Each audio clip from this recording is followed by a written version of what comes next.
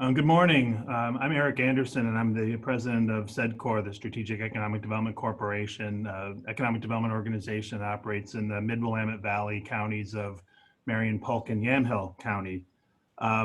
We've been asked to partner today with the Governor's Regional Solutions Office, Jody Christensen, our fearless leader locally here, working with us to help educate and let people know about the new resources that are available in the governor's $30 million food security and farm worker safety project.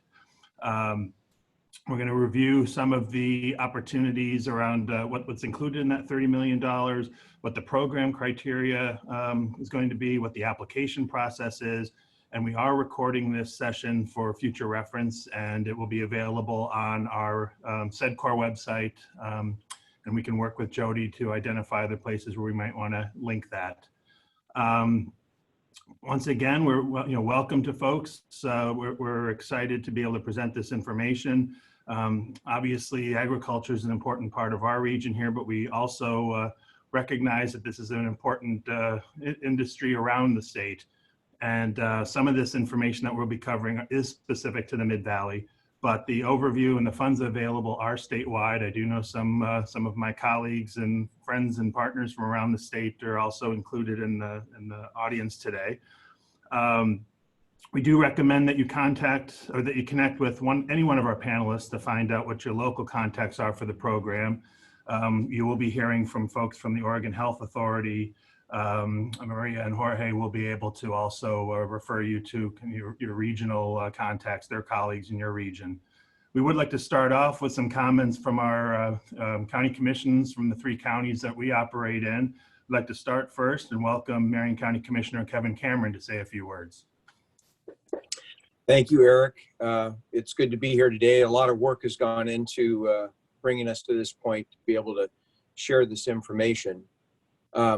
I just want to say we all recognize who are on this call how important agriculture is to not only Marion County, but to this entire region. Marion County is the leader in farm gate agricultural production in the state of Oregon. And we recognize that our workers and our farmers that produce those products are extremely important to us. And we've been working really hard, and I think you're going to see some work that's been done by our health department and our farmers and our community partners later on in this video of some resources besides the financial resources that are available. So honored to be here today, and I'm thankful for Regional Solutions and Jody and SEDCOR for putting this webinar on and recording it so that it'll be available for others. So welcome, and hope you learn a lot, and I'm sure there'll be a lot of questions that we'll be able to take back and even answer from this webinar. So thank you. And I'm gonna, I think Commissioner Pope, my colleague from Polk County next door to us, is gonna share a few words. Well, good morning, everybody, and thank you, Eric, for the introduction, and Commissioner Cameron for the introduction.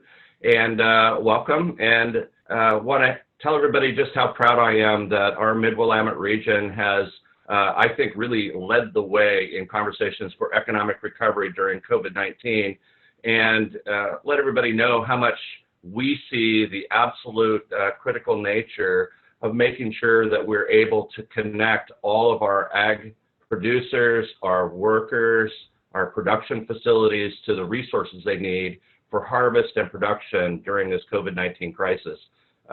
We have to give a lot of shout out, a lot of credit to SEDCOR and to OSU Extension, Farm Bureau, and our workforce board for stepping up in remarkable ways to help all of our ag community, and more to come. So certainly wouldn't leave out any of the efforts by state agencies such as Department of Ag and other community-based organizations that several of which are here today in their efforts to help make this much more successful harvest and production. So welcome, everybody. Thank you, Commissioner Pope. And finally, from Yamhill County, Commissioner Casey Kula is here to welcome us. Well, thank you, everybody. Thank you to SEDCOR for putting this together. And again, thank you to Jody Christensen for getting us all here. As everybody on this webinar recognizes, it's terribly, terribly important that we secure funds for farm workers who may need to isolate either due to exposure or due to coronavirus itself. And I'm so glad that Oregon Farm Bureau and the ODA and OSHA and PCUN, Unidos, Adelante Mujeres, there's so many more, have been working together on this. It's critically, critically important. And as Jeff Stone from Association of Oregon Nurseries says, Oregon Associated Nurseries, also thank you to the nursery industry. In our county, that's the main driver of the agricultural economy in terms of employers and in terms of employees. And we need to make sure that they have the resources, both industry and farm workers, to isolate as needed. So thank you very much. And I'm gonna turn it back over to, I believe, Maria to get us into the content. Actually, I think, Commissioner Cool, I'll just do a quick introduction of Maria and Jorge. We're thankful to have Maria Castro, the Health Equity Program Analyst with the Equity and Inclusion Division of the Oregon Health Authority with us. Maria will give a high-level overview of the project and an overview of the various funds that are involved. And we also have Jorge Martinez, Regional Outreach Coordinator for Northeast Oregon, Morrow, Umatilla, Union, Wallowa Community Partner Outreach Program for Oregon Health Authority as well. I do want to give our commissioners a little bit of a break. We have 170 plus crops grown in the 3 counties here. So if we thanked every one of the of our groups here that we work with so closely, we wouldn't have time for the webinar. So, I'll hand this off to Maria to start the conversation. Thank you for being here, Maria. Thank you, and thank you for the invitation. I am calling right now from the beautiful Hood River, where agriculture is super important. So I'm really happy to be here today. I don't want to take too much of the time to go over details, because we have guest speakers that are going to go over some of the programs I will mention. But I wanted to take the opportunity to provide an overview of the effort. Can we go to the next slide, please? So this initiative is called Food Security and Farm Worker Safety Initiative. And I wanted to make sure I was able to convey that the Governor Brown and state agencies that were part of this initiative started thinking about agriculture and migrant and seasonal farm workers from the beginning of this pandemic. A migrant and seasonal farm worker task force was formed at the ECC earlier in the COVID-19 response to develop some recommendations on how to secure the Oregon food supply chain and protect farm workers. So the recommendations were the starting point of a multi-agency effort led by the governor's office. On May 29th, Governor Brown announced a $30 million investment to secure Oregon's food supply chain and protect essential agricultural workers from COVID-19 exposure and illness. The governor's office worked with state agencies, but also in collaboration with farmers and worker advocates to develop this funding proposal. The initiative aims to assist producers in achieving compliance and meeting the goals of the Oregon Occupational Safety and Health Administration, Oregon OSHA, temporary rules. This $30 million will fund housing assistance, field sanitation, transportation, and mitigation measures. Next slide, please. In the housing response part of the initiative, the initiative has allocated $10 million for producers to be reimbursed for hotels, motels for farm workers, and for alternative on-site housing assistance based on the needs of the producer's operations. Today, during this webinar, Jonathan Sandau from the Oregon Department of Agriculture and Eric Hartstein from OWEB will speak more about that in a bit. Next slide, please. In addition to that, the Oregon legislature provided $3.5 million to Oregon Housing and Community Services for safe sheltering funds that are also available to migrant farm workers and their families. The program ran in partnership with the Oregon Human Development Corporation, and these funds include hotel, motel vouchers for agricultural workers. Today, Martin Campos-Davis, the Executive Director of Oregon Human Development Corporation, will update us on two funds, the Safe Sheltering and Rent Relief. What is the program criteria and what is the application process? Next slide, please. The initiative also has a field sanitation and transportation component. It provides agricultural producers funding for hand washing stations and portable toilets to help ensure safe working conditions. The transportation program provides funding for increased costs associated with worker transportation to ensure appropriate physical distancing during travel. Jonathan and Eric will share more information about that as well. Next slide, please. And $40 million in funds have been allocated for mitigation. There was Governor Brown directly approximately 1 million KN95 masks and around 5,000 gallons of hand sanitizer for farm workers and agricultural producers, and those were distributed on May 27 and May 28 statewide through Oregon State University Extension Centers. This was open to all growers for distribution to their employees, and some community-based organizations around the state have also received or are receiving some of these masks to supplement the grower distribution. And as part of the $30 million proposal, $1 million have been set aside in the budget for face coverings that will allow us to have a surge capacity and address any potential second wave later this year. In addition to that, there is the quarantine fund. The quarantine fund will bring resources to agricultural workers who are recovering from COVID-19, and it will help workers take the time they need to recuperate, seek care, and quarantine. The fund is $10 million and will be managed by a coalition of community-based organizations around the state. More on that coming up from Reyna Lopez, the Executive Director of PICUN. And Reyna will give us an overview of the Oregon Farm Worker Relief Fund and the quarantine funds. And she will share where to find information and how workers apply for the funds. And last but not least, $3 million have been allocated for communication and community-based outreach and education of the workers. My colleague Jorge Martinez from OHA will share some details about the outreach and education component of this initiative. Jorge? Thank you, Maria. Good morning, everyone. This is Jorge Martinez with the Community Partner Outreach Program at OHA. So as Maria was mentioning, there was some money allocated to outreach and education as part of the mitigation component. That money was given to the Community Partner Outreach Program. It was $3 million to conduct to oversee an outreach campaign.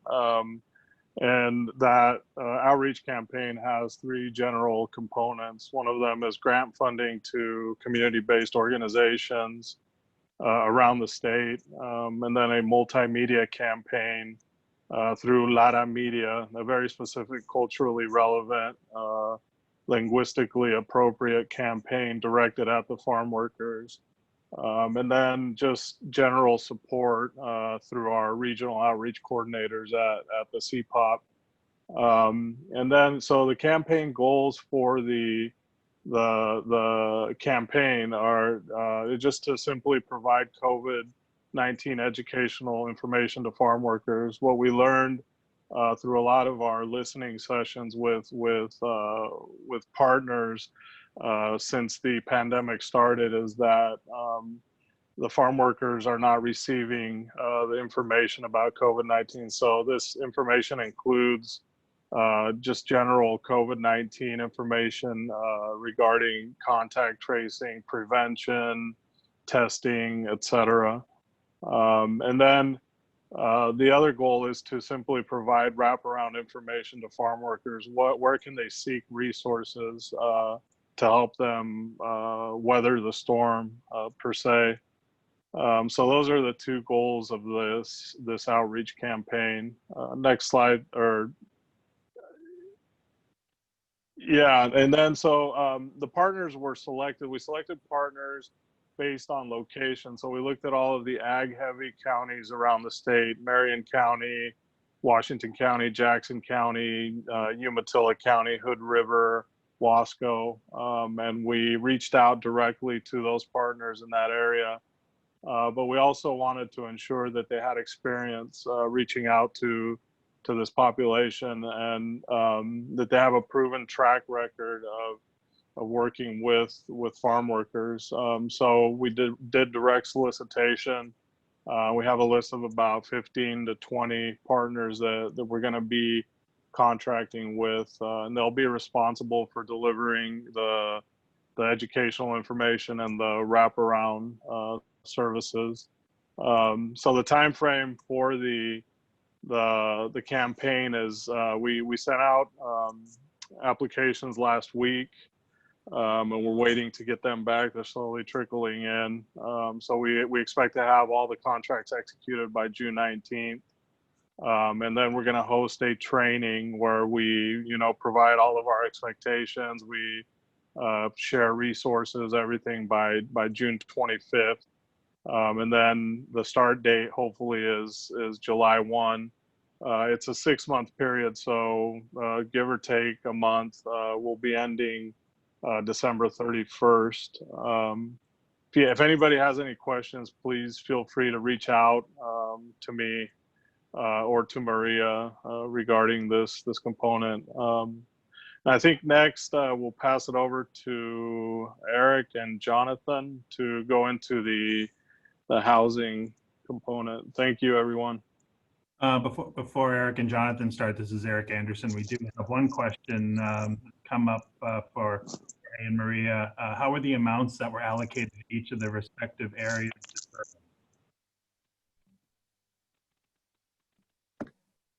How are the amounts allocated for each of the respective areas? I think that we built a formula based on the how many agricultural businesses we have, the workforce, and the size of the agricultural industry. And through that formula, we are able to allocate monies that we think will be enough to get the most important aspects of this is that the hope of the outreach and education campaign is for community-based organizations that already have trusted relationship with the workers and with the growers, that they can do field outreach face-to-face.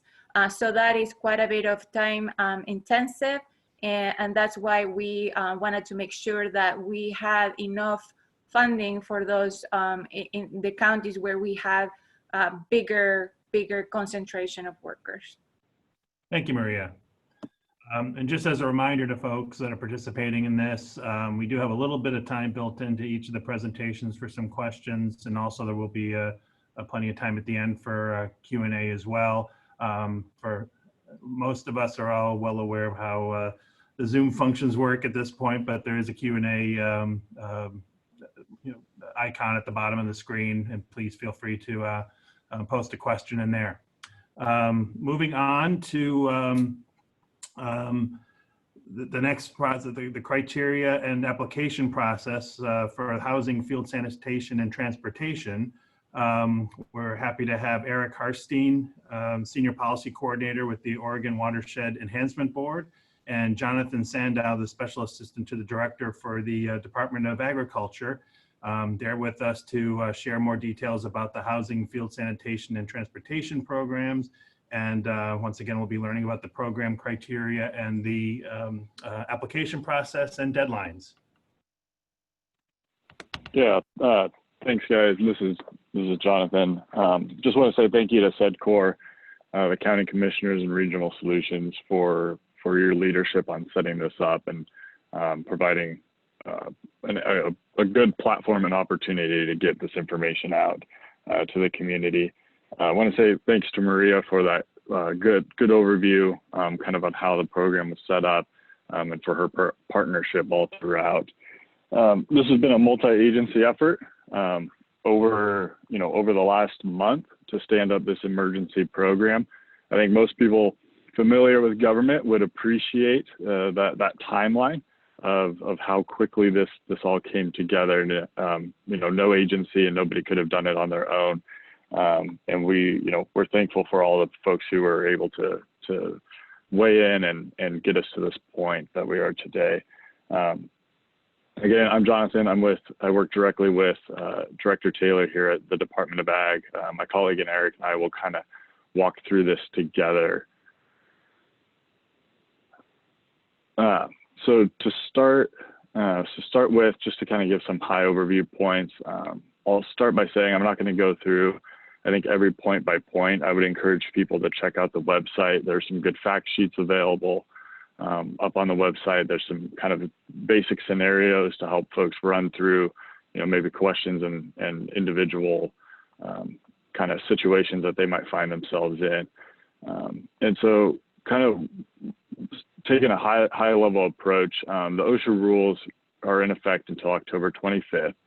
And so we looked at this program and said, okay, how can we help, make sure that we have folks all the way through, provide assistance all the way through the temporary rules.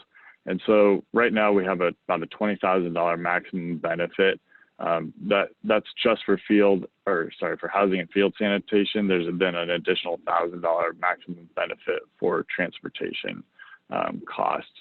And as we go through this, payments will be made upon complete information received.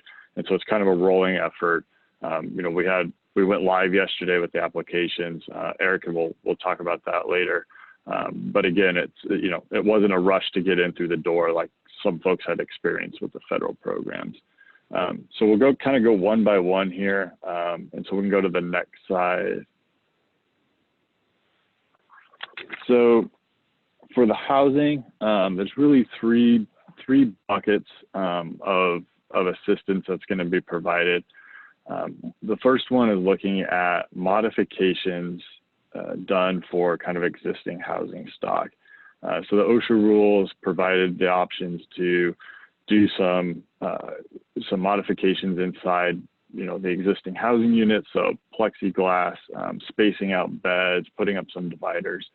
And so we have an assistance package for that to try to help recover some of those costs. And then the second one would be providing additional kind of on-farm housing capacity for sleeping residents, and that could take the form of modular office trailer units, RVs, tents, anything that can kind of comply with the OSHA rules and regulations that are set up by the farmer and the individual operation themselves. I think you'll notice here we try to stay clear of being so prescriptive because we wanted those flexibilities for everyone to be adapted to their own operation and community and workforce. Everyone's a little bit different, but recognizing that not everyone might have the capacity, the land space, the time. The hotel motel assistance is also a critical component of it. And so, if employees and workers need to be, provided some safe shelter and residence in a hotel, we are looking at that through, we can reimburse up to kind of that standard government rate on what the hotel would cost. Recognizing, again, I think all throughout this is not 100% cost recovery. This is really just trying to provide the most assistance that we can across the board. Next slide for field sanitation. And I'm going quickly, and I'm happy to answer questions, but again, the website has a lot of good information on it as well. So I don't want to be redundant or duplicative. And then, so for the field sanitation, this is really, portable restrooms and hand washing stations. not necessarily, cleaning supplies. I get the sanitation language can be a little tricky there, but we're really looking at the OSHA rules moved the employee ratio from, you had to provide kind of restroom facilities for 1 in 20 down to 1 in 10. And so where we can help with that, additional units required. So there's kind of really two options here. Again, if I was really proactive and I went out and purchased a unit, that we can reimburse for the usage of that unit, the temporary usage, not necessarily for the full cost of that. And then on the field, and then if you rented directly from, let's say Eric Anderson's field sanitation company, you rented, some toilets directly from him, we would be able to reimburse, those invoices and units up to about a $300 unit per month, which was roughly the kind of that, double toilets on a trailer with hand washing, average market point that we found. And so then we'll go to the next slide for transportation. I'll say that the transportation one was a bit trickier to try to capture. It's a really unknown universe in terms of how many miles are driven, how much kind of employer provided transportation there is. Again, this is in response to the OSHA rules that had folks space out 3 feet in employer provided transportation. So about a 12-passenger van can be taken down to, do the math, it's probably 6 to 7 folks who can fit in there. And so trying to capture that, the additional, trips or mileage needed, we looked at saying, okay, we'll ask folks to just basically take a mileage log, and then we'll collect that closer to the end of the program being, September, October range, with the goal to reimburse up to the IRS rate. Right now we have, again, that $1,000 maximum benefit. This is just to try to regulate the universe as we're going into it a little unknown for the transportation side, but true with the 20,000 as well, and then with the 1,000 for maximum. We're really saying that's where we're going to do an initial cap on benefits. If at the end, hopefully folks are going to continue to submit their costs and receipts and all these things. And then once the program's kind of run its course, if there's additional funds left over, to try to look at those, the additional costs and do an equitable kind of distribution of the rest of the funds out there. So hopefully, maybe we can get to $1 to dollar, but it might be a 70 cents on the dollar, 40 cents on the dollar over that 20,000 range. And so we'll hand it off from here to Eric to try to walk through the application process, which again has some more nuance to it, and then we'll be glad to take questions. Great, thank you, Jonathan. And yes, my name's Eric Hartstein with the Oregon Watershed Enhancement Board, and it's our pleasure to participate on this webinar and in the program. As you see on the slide there is a link to the application. So I'll allow folks a moment to click on it if you have an opportunity to do so, and I'll just quickly walk through the application. So we tried to keep this as brief and simple as possible while also collecting all the necessary information that we need for the program. So to start with, on the first page, we have just an eligibility check.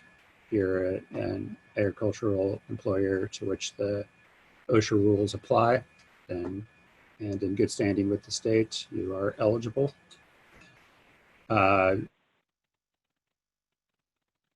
The program funding limitation, Jonathan just went over that.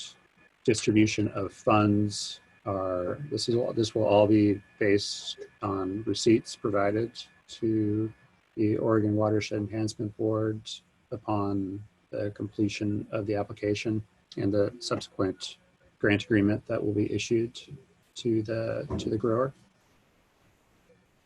We have at the bottom of page 1 another link to the website and a email if there's questions. That's fsfsquestions@oregon.gov. Second page is just a application checklist for the producers to make sure you have the right information in the application. And page 3, we are asking for, if you're looking at housing, field sanitation, or transportation assistance, or all 3, or 2 of 3. Estimated peak number of employees expected, and estimated date when workers will be arriving. And then we have some reporting questions here, and these are just for reporting purposes only. When we talk about this program with the legislature and others, we want to tell them that these are the primary crops that the program helps support, and the size of the farm that was included in the application.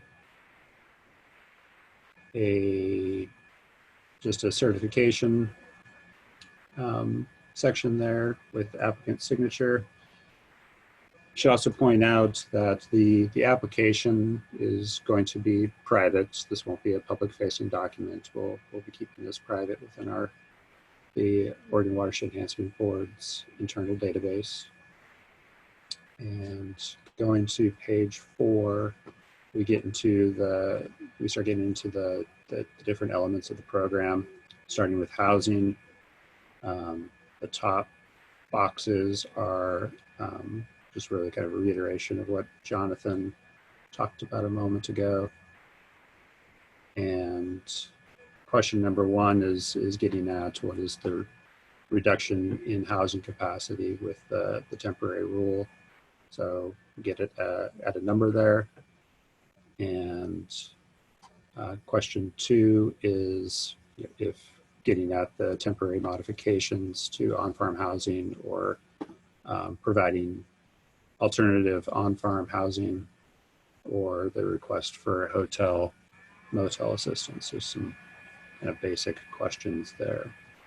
And you'll see there's the check boxes give you an opportunity to say that you know the housing needs now, or potentially it's an unknown at this point, but you know that you might be requesting assistance in the future. So going to field sanitation, same setup. We have the guidance up above and the questions around which type of assistance is being requested for field sanitation. And then finally, transportation, and this is, as Jonathan described, we're really looking at getting the completed mileage, or the mileage that's the addition to, for the in compliance with the Oregon OSHA temporary rules. So we're just asking for anticipated daily mileage and the duration of need. And then at the completion of the program, as Jonathan described, we'll be gathering all the mileage logs and receipts. And if you do submit a receipt, make sure you have mileage on there, because that will be the point at which we will calculate how the assistance will be distributed. And then the last thing is just a travel log on the application. So we'll stop there and see if there's questions. Got some questions on here. Thank you, Jonathan and Eric. think one of these is probably a little more, a couple of these are a little more general. The harvest has started already in Umatilla County. Is the farm and workers eligible for the programs, if harvest has already started? Yep. So I think this is why we wanted to do just kind of that quick overview, and then get into the questions, that folks really have. So thanks for putting in the questions into that Q&A. Yes, harvest has already started. For the housing costs, the rule took effect May 11th. And so we're able to look back into the reimbursement kind of when the rules took effect. So for housing components, that would go back to May 11th. And then for field sanitation and transportation, that would start on the June 1st date, when those components of the rule took effect. I think you'll see the April 28th date as well floating around. And that really lives inside the modification component of the program, because the April 28th is when OSHA published the rules. And so, just because they weren't technically in effect, folks saw them, they knew the steps they were going to have to take in anticipation. And so, if you went out and again, bought some plexiglass, bought some additional beds, with receipts dated back to April 28th, we're able to capture those and to provide some assistance around that. And so we'll look at kind of right around when the rules went into effect as those reimbursement dates. Great, thank you. Are there maximums per company rather? Are there maximums per company, maximum amounts? Yep. So on that 20,000, that's kind of on each applicant. And so, if Sandau Farms applied, we would hit a 20,000 cap. But again, encouraging folks to continue to submit those receipts/costs. And that way, at the end of the program, let's say there's, a couple folks, maybe that are, even in that $50,000 range. And if there's funds left over, we're able to move them back into the, back out into there and try to cover the cost through an assistance. Thank you. There's a question about is the servicing of the toilets a reimbursable expense? Yep. So through the market research, we looked at, what was that kind of that average cost to rent, toilets, ranging from single ones that are being able to be just stationary dropped all the way to, again, kind of the more deluxe units with double toilets and a hand washing station on trailer. And by no means am I a field sanitation expert. This is language that I've learned over the last month. And so we're able to kind of look at that and say, there's servicing components that are built in there. And so we're able to capture those, the servicing costs that accompany with a typical rental. And I believe that's about once a week servicing. Thank you. That's a good question. Are the applications available in multiple languages? Yes, I believe we got the Spanish translations back this morning, and so those will be going up on the web here soon. And along with the fact sheets and some other those kind of good resources, we're working through the translation. Great. Would a farmer need to be certified to house employees to qualify for assistance being offered? So, again, trying to learn the OSHA program as we go along here as well. My understanding is that folks who are essentially the five occupancy and greater are the ones that have the registration with OSHA. That's kind of a known universe. They have that kind of interaction with them.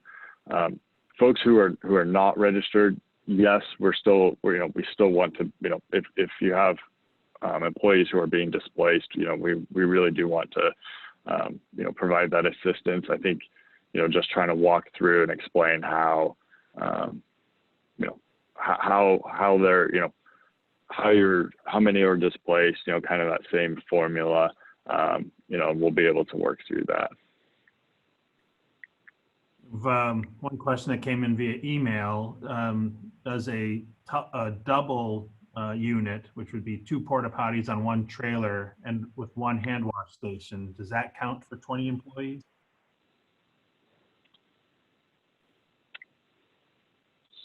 So one, I would say, ask OSHA because I won't be able to give the technical advice on that one. Okay. Yeah, and I think that's important for us to recognize too, that there's a lot of details online, and we'll have the links that either included in these or available through the speakers. Just one final question before we go on to the next speaker. There is a question about oversight. As far as outreach and educating the community on safe practices, will there be what's being done to ensure businesses and workers are being safe and following through? Those are like an enforcement or a oversight piece of the $30 million. So on the enforcement side, again, that's going to live with OSHA. The program's not kind of a regulatory enforcement entity, but on terms of kind of the integrity of the funds and the program itself, we have built-in audit functions. When folks sign up for the application and they go through it, there's a section that they say, they acknowledge that, they might be subject to an audit, looking at kind of the, payroll records and things like that, just to ensure kind of the integrity of that program. I think I saw one question come through that said, how's the temporary usage for, field sanitation and different things being calculated? Again, you're attesting to that. You're claiming that, what I am putting out forward is true and accurate. And again, we reserve the capacity to go back and do these spot checks and audits. And throughout the program, we are going to be conducting those. And so we are both judicial and responsible with the money and making sure it is going to the purposes that it's intended for. I know we talked about the Spanish language translations. We did have a question about other languages like Russian, for example. Do you know if there's other languages being translated, or is there that something we should be looking to find some help with? That's a great question. I know the first one that we put in the request for was for Spanish. I think we can go back and discuss if there's capacity and ability to do different languages. Great, thank you. Well, I'd like to move on. Thank you once again to Jonathan and to Eric for your presentations. Right now, we'd like to move on to Reyna Lopez, who just joined us. She's here to talk about the Oregon Farm Worker Relief and Quarantine Funds. Reyna's with Piccoon, and she will give an overview of the fund, and she will also share where to find information and how workers actually applied to the funds. So Reyna, thank you for joining us. Great to be here today. So I'm going to try to share my screen here. Let's see if we can make it happen. Great. So so thanks for having me today. I wanted to do a little overview about the Quarantine Fund, which, as you know, it's really been more of a coalition-based organization, a coalition of community-based organizations that have really developed a more culturally appropriate community-led initiative to administer the $10 million in funding to support Oregon's farm workers who are adversely impacted by the pandemic threat of COVID-19. And the funding, as you all know, has been provided by the state of Oregon. And the goal of the Oregon Quarantine Fund is to educate impacted farm workers about sick leave and other workers around healthcare rights and provide aid to mitigate hardships for farm workers practicing self-quarantine.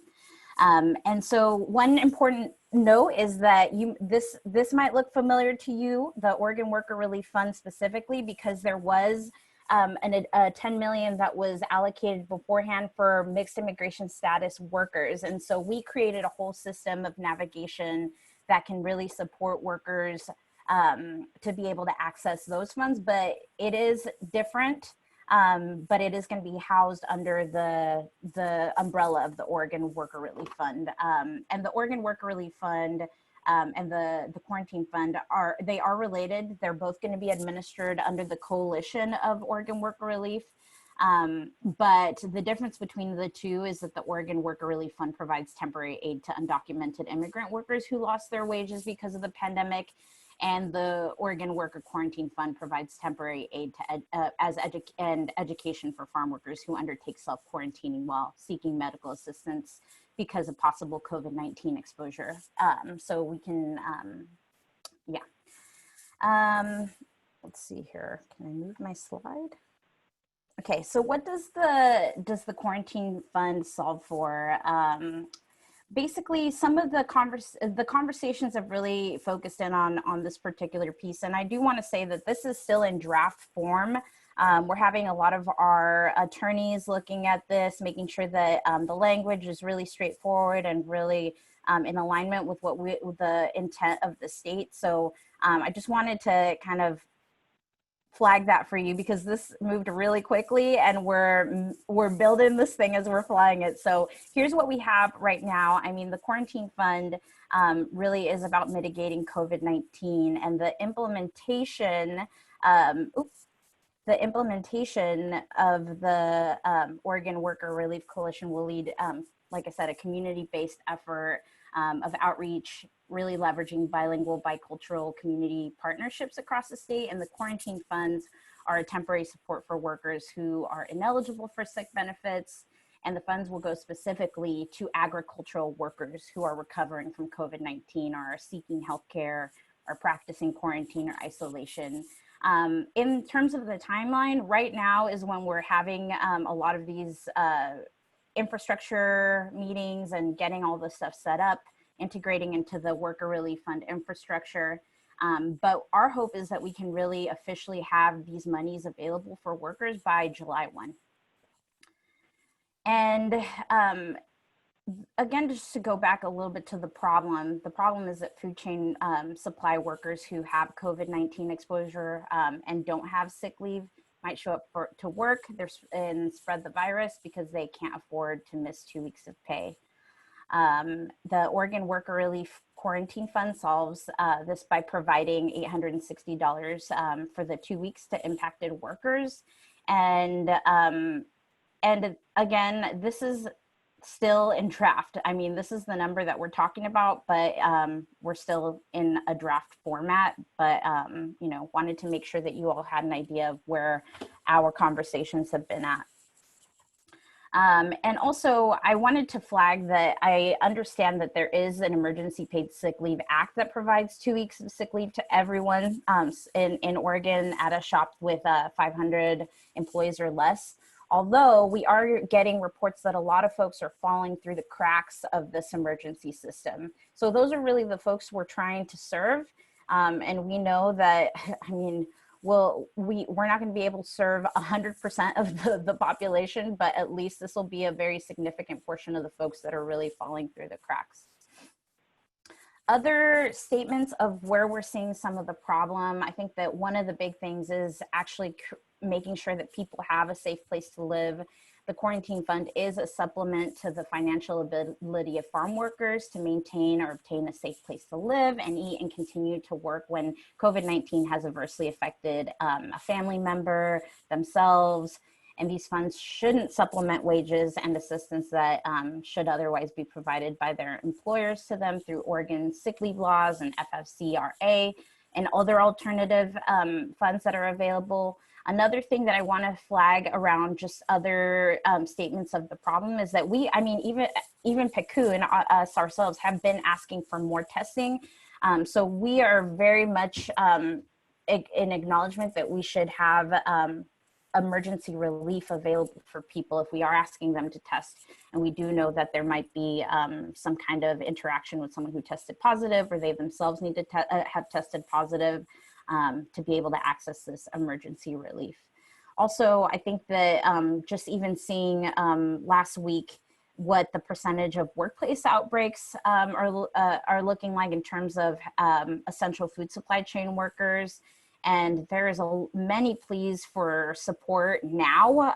So the urgency has definitely gone up. I'm sure all of you are feeling the urgency and feeling the, you know, the pressure go up a little bit as well.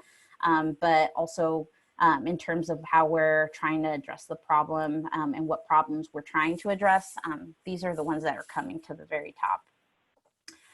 Who would be eligible to apply for the funds? So all Oregon farm workers, 18 years of age or older, and people who are specifically feeling like there's a reasonable belief of a recent exposure to COVID-19, which is resulting in self-quarantining.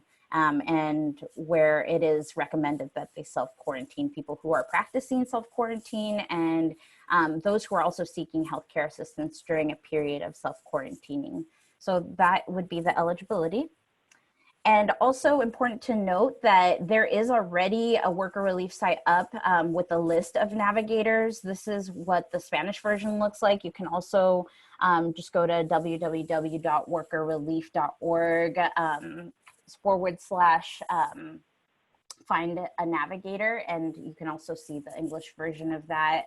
I know that there are other language also in progress, and with some of the indigenous languages, a lot of that is just being done orally, and it doesn't really translate specifically on the website. So the navigators who do speak indigenous languages are being capacitated to be able to do that as an oral tradition. But our projected date to have the Farm Worker Quarantine Fund available and ready to go on the website is July 1st. That's the projected date. If anything changes, we'll let you know. But this is, and you know, like I said, we can't get it up soon enough, right? I mean, this is when we feel really confident that we can have something that's a really strong infrastructure for people to be ready to access. And that is the end of my presentation. I guess the only thing that I will add in terms of kind of just the more practical side of this, we are defining farm worker with an inclusive view of processing and cannery workers. So a farm worker would be an individual currently working for a wage in Oregon that is actively related to agriculture, farming, fishing, forestry, ranching, processing, canning, slaughtering, packaging, butchering, and nursery work. So I just wanted to make sure that that part was clear, because it is a little bit, it is including processing and canning. And I know that that was a big, kind of a big deal for some folks. So that is the end of my presentation. I would love to answer your questions if I can in this moment. Thank you, Reyna. Do you have a couple of questions that have come up while you were presenting? Will the funds be dedicated to workers who lost their job due to COVID, or are they just recovering from known suspected COVID with the intent to go back to work again? It's specifically for folks that are intending to go back to work after quarantine. Great. And maybe more of a general question, but if compliance is not happening in the workplace, who should workers talk to? Go to ODA? Do they go to OSHA? What's the resource for them?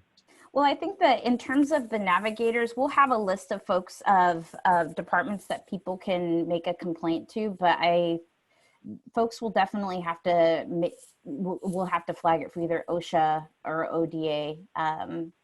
And I don't know if anybody from ODA or OSHA would want to add anything to that, but also, I mean, if it could also go to bully. It just kind of depends on what the issue is. And one specific question about the quarantine fund. If it is up and running by July 1st, will it be able to reimburse lost wages that people incurred prior to July 1st? we've been talking about workers in the Dalles and Hood River have already been losing wages due to recent outbreaks. Yeah, that's something we've been talking about, and that is our intent. So, I mean, we're not going to be trying to ask people for burdensome proof around these things, but we would like that to be available for folks who were affected before this was available to them. Thank you. And you just listed a bunch of different types of businesses as far as eligibility and the definitions. How about packing houses? Are they included in the canning packaging category? Yes, and I will make sure that that's more straightforward because we do want it to be really obvious. So anything that comes up, please feel free to send me something that you think is missing in here. Great. Thank you very much, Reyna. Thank you for your time this morning and for providing great information. Thanks, everyone. We're next moving into the safe sheltering and rent relief funds. And we're pleased to have Martin Campos-Davis, the Executive Director of the Oregon Human Development Corporation. He will be updating us on those two funds and what the program criteria is and what the application process is. So thank you, Martin, for being with us this morning. Thank you, Eric, and good morning, everybody. So this is part of the Food Security and Farm Worker Safety Initiative, 3.5 million. Can I get next slide, please? 3.5 million came in through OHCS to OHDC to push out across the state to help farm workers find safe sheltering if they're finding that there's not enough bed space on the farm. So through our 10 office location, we'll be the lead agency to distribute these funds. We'll also be working with CBOs in different regions across the state. We'll be engaged to also deliver these services.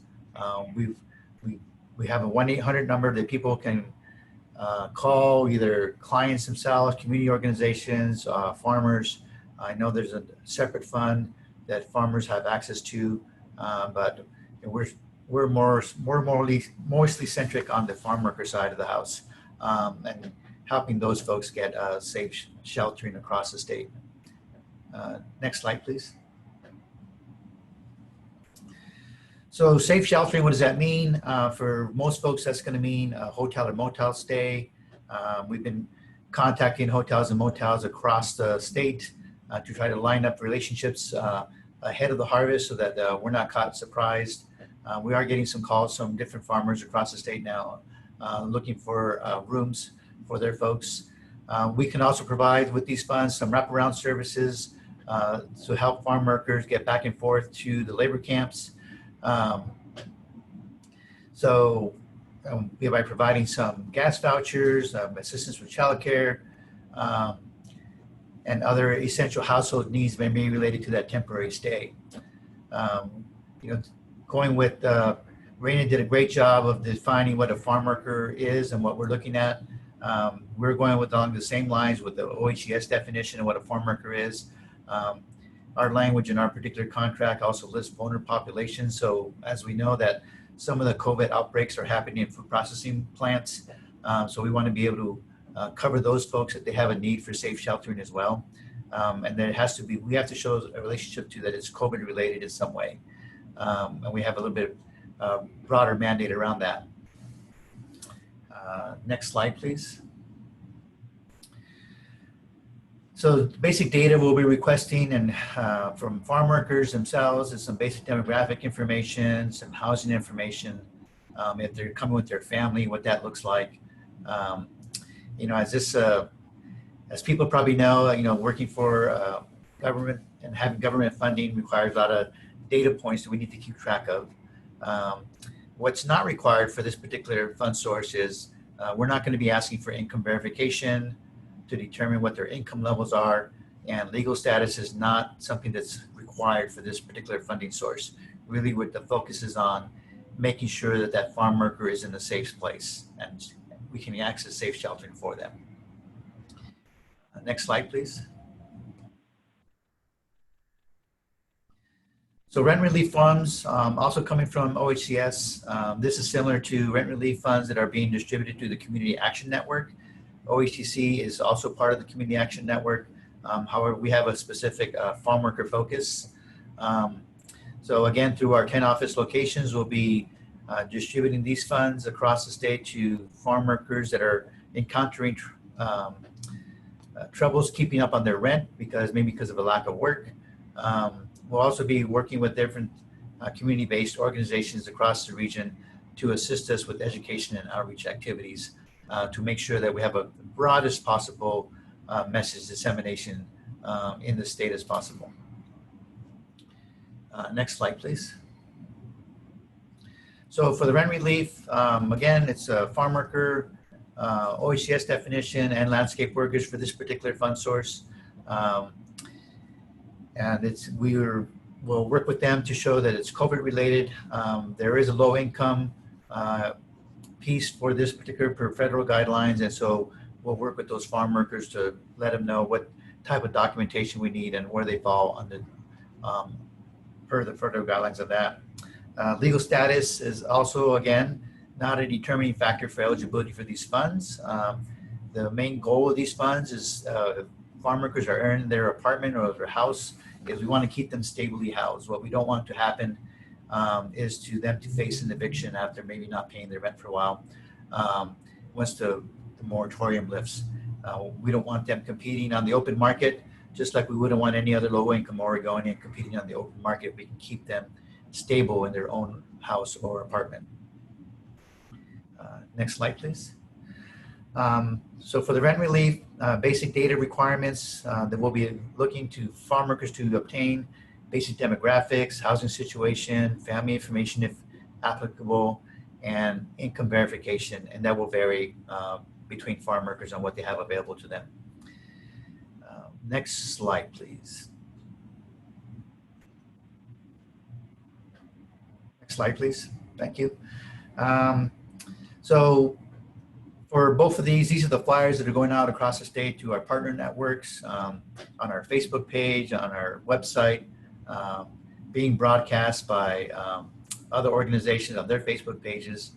The Farm Worker and Landscape Rental Relief Fund they need to call that 1-800 number on the screen, 1-855-215-6158. Same thing for the Safe Sheltering of Farm Workers. They'll come to a menu both in English and Spanish, and they'll get to talk to a live person in their area. So we encourage anybody that's seeking safe sheltering of farm workers, either farm workers themselves, other community-based organizations, employers that need help in figuring out safe shelter for those farm workers in Oregon. Please call our 1-800 number, visit our website. You can also send emails to info@ohtc.org, and our program coordinator will see that and get right back to folks that same day. And if you have any questions, I'd be more than happy to answer those on safe sheltering or rent relief. Thank you, Martine. We did get a question about just in general the presentations. We will work. First of all, we're recording. SEDCOR is recording this, and will be available on our website as something to listen to in the future. But we'll also have a copy of the presentations on our website as well, so people can download that information later and get the valuable information that our speakers are sharing with us. I think, and we'll also email it out to all attendees if that's of interest to folks. Finally, we'd like to kind of talk a little bit about what Marion County has been doing here as far as launching a farm site resource guide. We're happy to have Michael Coiler here, who's the ag coordinator for Marion County. And Marion County Public Health has developed a resource guide in partnership with the Marion County Farm Bureau and community-based organizations. And I think this might provide good information for us locally here, as well as a great example for other parts of the state that might be listening in. So Michael, thank you for joining us. Great, thanks, Eric. So yeah, my name is Michael Coiler, and I'm with Marion County. And Marion County wanted to create a point person for the agriculture community to reach out to help with the COVID-19 pandemic, not just to keep farms and farm workers safe, but also to help navigate through OSHA requirements and through different eligibility opportunities as well. So I'm going to go ahead and share my screen here. First, what Eric was mentioning was that we have created some guidelines to help the agriculture community navigate the resources that we have locally. To access those, it's fairly easy. Go to our website, go to our COVID-19 information, and then those guidelines are at the top. We also have the guidelines in Spanish as well. So if you click on the Spanish page, it'll take you there as well. Let me go ahead and share the document here. So this document we have created is something that we see to continuously update, not something that is going to be like a static project.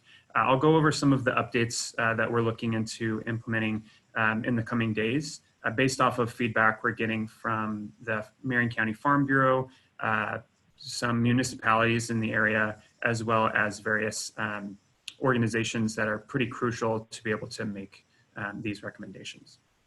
And again, the purpose of us creating this document is to help with help those vulnerable populations who are, disproportionately seeing COVID-19 in their communities, and obviously to help the farm worker housing work sites, as well as any farm contractors get connected to available resources in the area, and also know what our health suggestions are. So I'll just go through this document kind of in an overview here. So we wanted to make sure that people knew where to access the Oregon OSHA requirements and how they can contact them if they have questions. So that's there. We also appendicized the summary of that information as well. If anyone is finding issues with, let's say, supply chain for different products, so let's say for cloth coverings, masks, or it could even be sanitation products, disinfecting products, they can reach out to us and request some materials that we can provide to help meet those OSHA requirements and obviously keep farm workers safe as well. If they do have additional questions, we suggest for them to reach out to us via email if they can, and that information is on the document as well.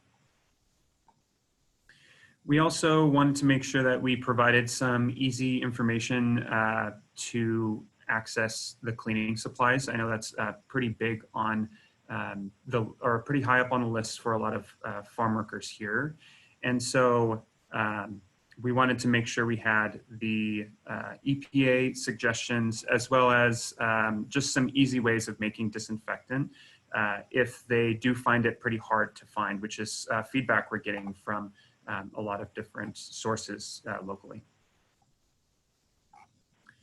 We also wanted to provide information regarding education for farm workers. So that would be basic prevention information, what COVID-19 is, what the different symptoms are based off of information from the CDC. And as new information comes out, we'll make sure we get this document updated. And then what employers should do when they want to make sure that they prevent COVID-19 from occurring within their workforce, but also what other educational materials there are in terms of putting up signs in English, Spanish, or other languages, and where they can go to access that. We made sure we outlined that in the document here. Next, we just kind of wanted to do go through a workflow of what it would look like from a beginning of a day to throughout the day of work. And so we just wanted to go through, like, here's what our suggestions are in terms of making sure the farm worker housing is going through or keeping their residents safe, and what our suggestions are there. Same thing with farm work sites. And also, if someone does either show symptoms, what those groups should do, but also if someone does test positive, what the process looks like here locally. So making sure that they know, if there is a positive test at Marion County, we will be following up with them through our contact tracers and health and human services staff to be able to connect with them directly with the positive test, and then also to quickly try and connect with those that person was in contact with as well. Other information that I put at the end, this is going to be updated, especially after the information that was provided on this call, is what the financial assistance looks like and how to access that. Currently, we have a placeholder of contacting us, but we'll be updating that with new information based off of what we've been finding out over the past few days. Lastly, just going over the appendices, we wanted to make sure again that we had a summary of the OSHA rules and a link at the bottom to see the official temporary rules. So that way, if anyone wanted to find that information, it's pretty easy to locate. We also provided some very simple language posters.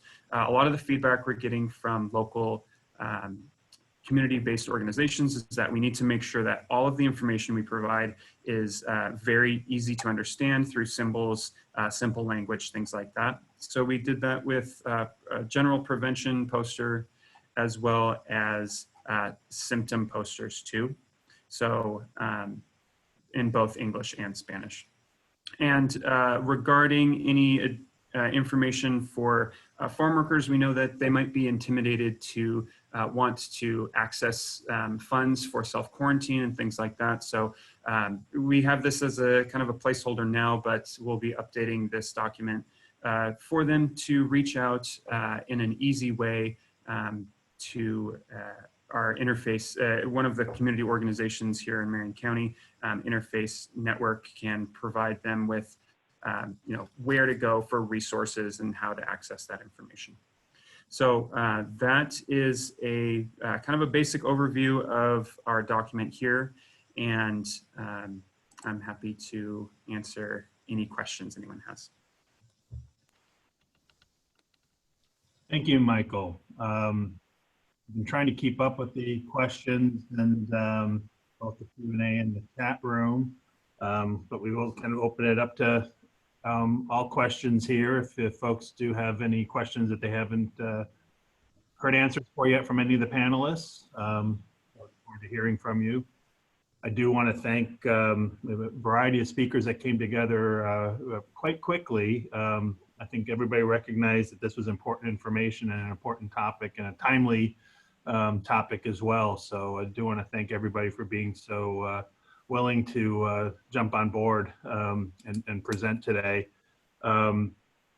We also thank the Regional Solutions Office and the Governor's Office, and Jody Christensen, our regional coordinator for Regional Solutions, has been instrumental in putting this together. So it's been a very good partnership here, one of many partnerships we have in the region as we're dealing with so many different issues around COVID. I do want to reiterate that our all this information will be is recorded, and that will be linked on our SEDCOR website, which is SEDCOR, www.sedcor.com. And it will also have links on there, and we will send out the presentation to the folks that participated. Also on our website, we do have a, we've tried to do our own sort of directory of local regional businesses that provide PPE, various types of personal protective equipment. Here in the 3-county region that SEDCOR serves, we've been fortunate to have several entrepreneurial businesses that recognize that there is a real need to pivot quickly and provide some needed support. So we're trying to promote what they have to offer as well. So that's also available on our website. We do have one question that's come in. Where can we find the allocated amounts for the areas in Oregon? So maybe that's from a kind of a general funding perspective where the allocations have been made. Any of our speakers care to address that one?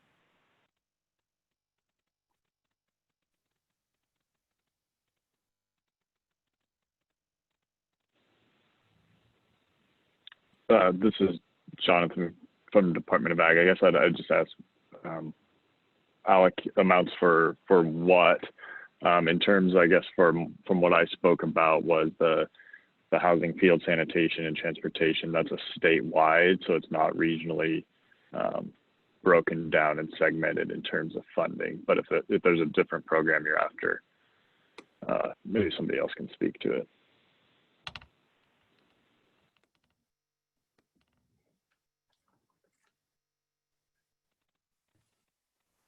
We're still working it out on the farm worker quarantine fund, but it'll be modeled after what we're doing with the worker relief fund, which what it is that we're allocating 200 navigations per week per navigating organization, and the regions that we have are the Mid-Willamette Valley, the Portland metro area, the Oregon coast, Eastern Oregon, Central Oregon, Columbia River Gorge, and Southern Oregon. Some of these places have more than one navigating organization, and